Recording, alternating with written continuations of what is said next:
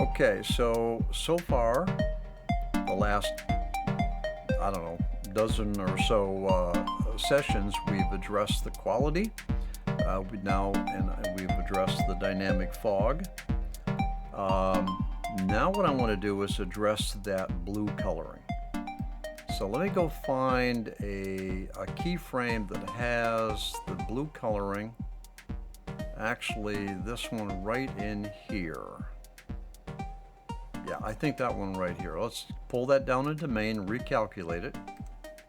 Okay, we'll get a view here that's easier to work with. Okay, now the dynamic fog seems to still be pretty intense right here. All right, but let me not get distracted now. Okay, I like the blue. The problem is that the blue, as I'm moving, animating through the scene, the blue tends to walk. There's a couple ways I can deal with that. I can make the blue so it doesn't have as much of a narrow band. I could do it that way. In which case I would go to this window right here, and I would make this so that the band, the blue band, it wasn't as tight. So as it kind of walks through the scene, color has a relationship to the z-axis. All right, I could make that. Now the other way I could deal with this is make that blue lighter. All right, make it lighter. And I'm going to go with that. I'm going to go with making the blue a little bit lighter. So here, we want to know where the blue is. All right, now a little trick that I showed you way back in the beginning of the tutorial series is set that to red so that you know where that color is within your scene. But now I'm changing the project. Now, I'm not changing the animation, I'm changing the project. So, and there is no undo. There's no way back. So in this case, I definitely want to save the project so that I have a revert. So I'm going to do a save M3P, and I'm going to call this session, what is it, we're at 128. And I'm going to say, let's see, all right, before blue color change, okay? Now I can revert. Now, I want to know where that blue is. I want to know which of these diffuse color bands is that blue. I suspect it's this one or possibly this one. Could be this one.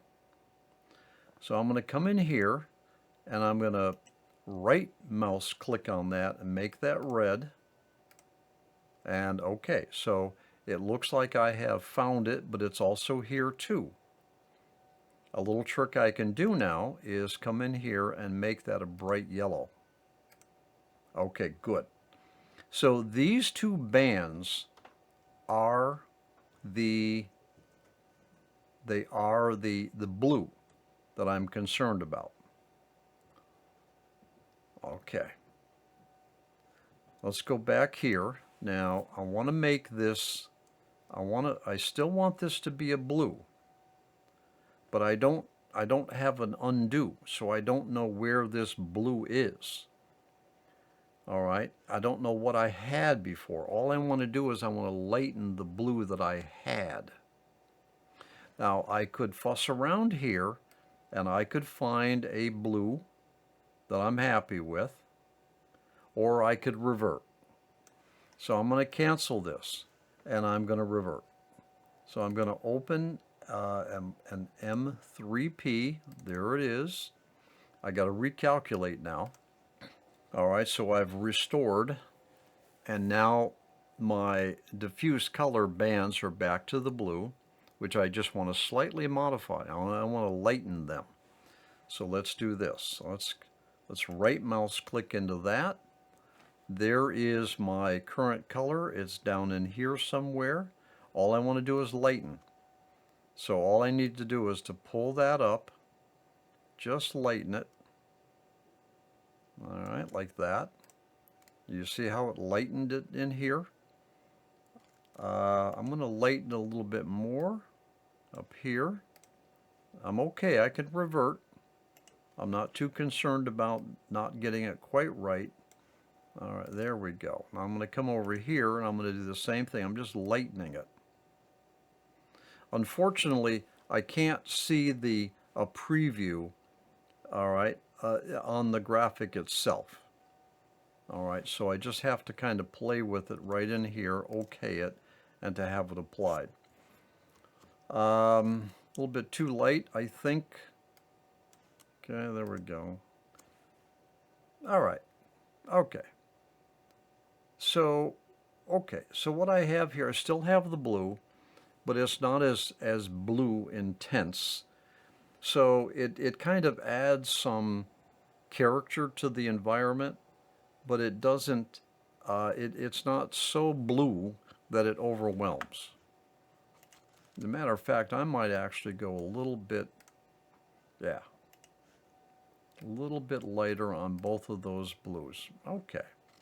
So I have a kind of a steel feeling to it, but it's not so blue that it's so intense. So I think I made good progress here. All right, so I can close this. Now I do want to save it. I'm going to call this 128, and this time I'm going to say after blue color change. Got it. Now I need to apply this color change to all of my keyframes. So let's get the processing windows going up.